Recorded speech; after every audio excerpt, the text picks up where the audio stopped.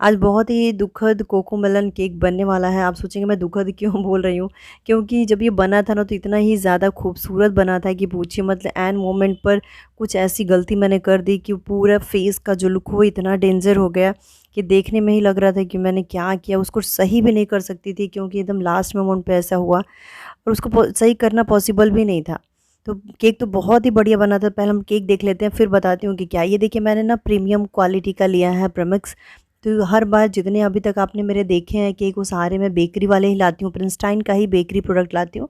इस बार मैं लेकर आई हूँ प्रीमियम, लेकर आई हूँ मीन्स प्रिंसटाइन का प्रीमियम। क्वालिटी बेस्ट, घर के लिए बनाना चाहते हैं तो भी बेस्ट है, कस्टमर को देना चाहते हैं अच्छी क्वालिटी के साथ तो भी बेस्ट है।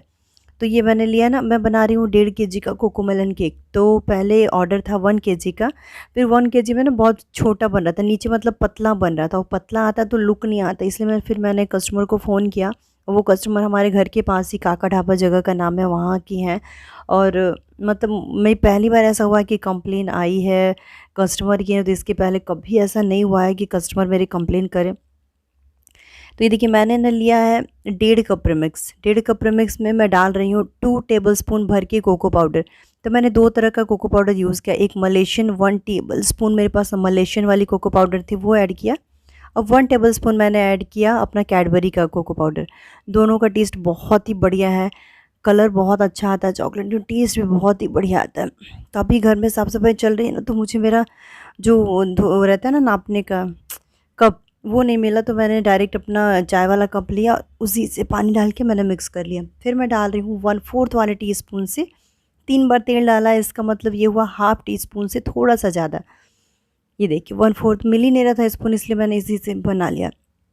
अभी गले की थोड़ी सी प्रॉब्लम हो गई, इसलिए मेरी आवाज़ थोड़ी सी ऐसी आ रही होगी, तो प्लीज़ माइंड मत करिएगा।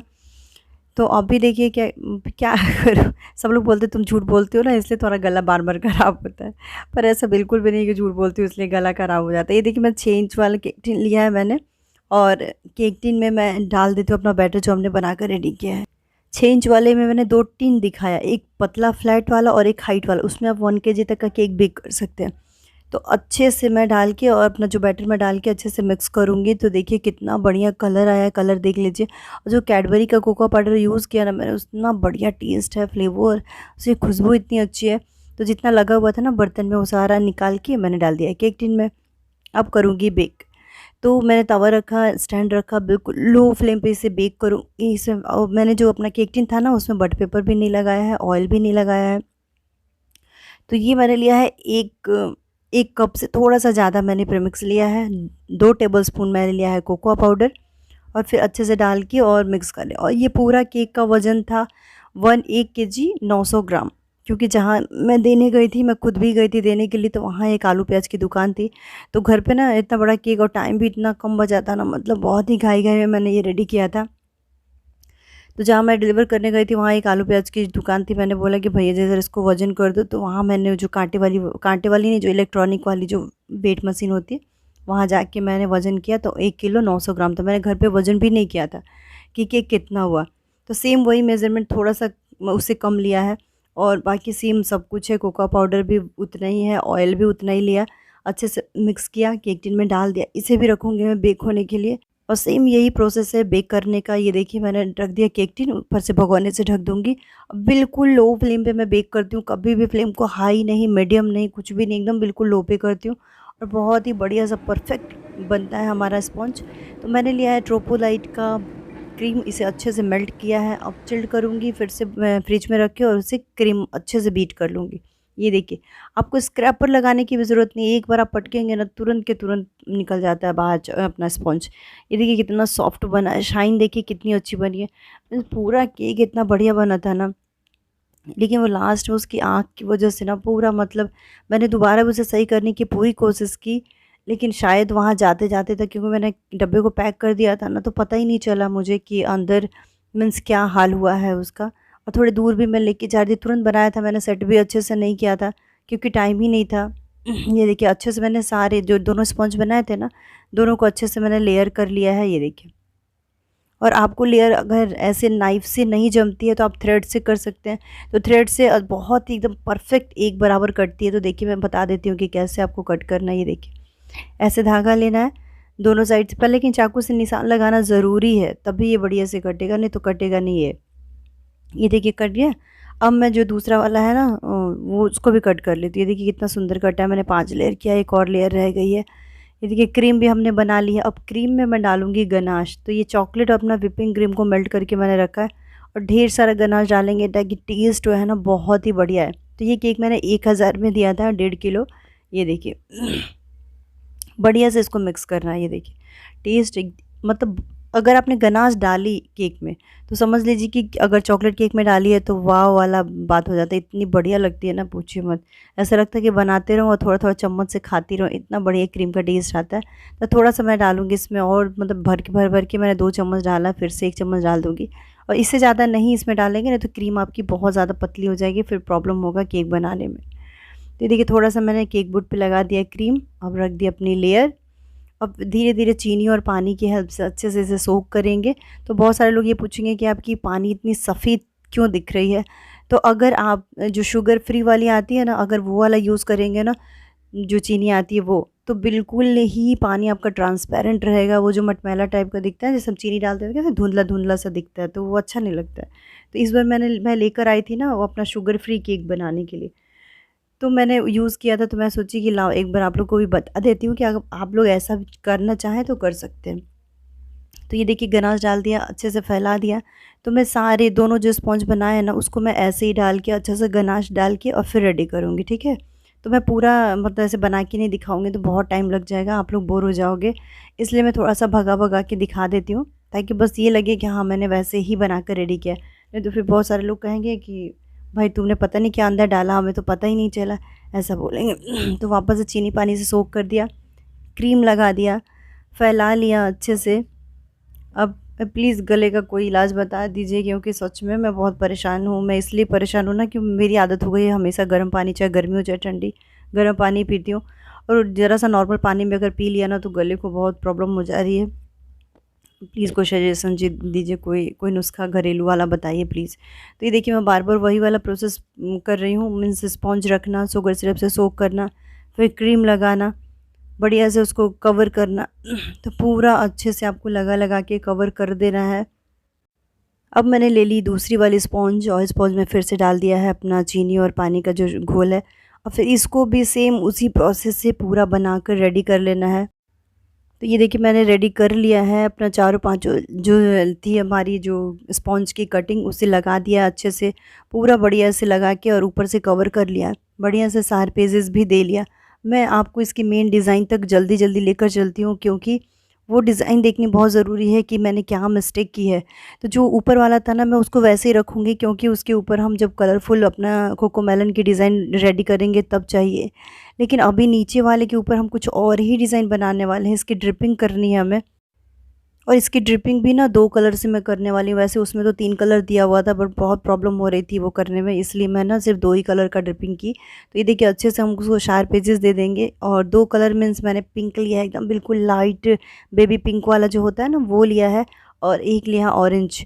कॉम्बिनेशन बहुत ही बढ़िया लग रहा था देखने में, सच में बहुत ही प्यारा लग रहा था। तो ये देखिए मैंने नीचे अच्छे से क्लीन कर लिया और ऊपर भी अच्छे से क्लीन कर रही हूँ।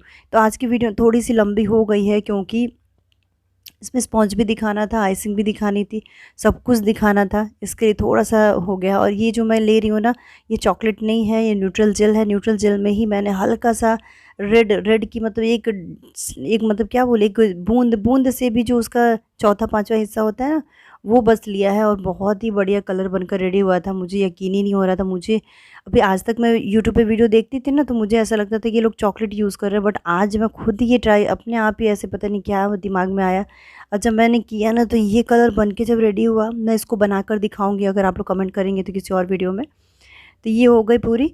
अब मैं क्या करूँगी, इसी में डालूँगी ऑरेंज कलर।